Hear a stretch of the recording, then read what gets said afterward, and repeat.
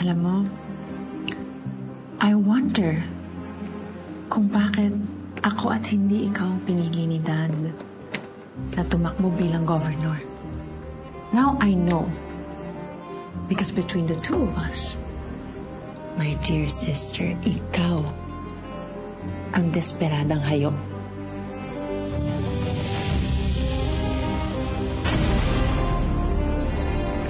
I don't think Dad nor this province deserves a governor that's thirsty and desperate na kailangan pang ilagay sa papel ang bago niyang apelyido para lang pumapel.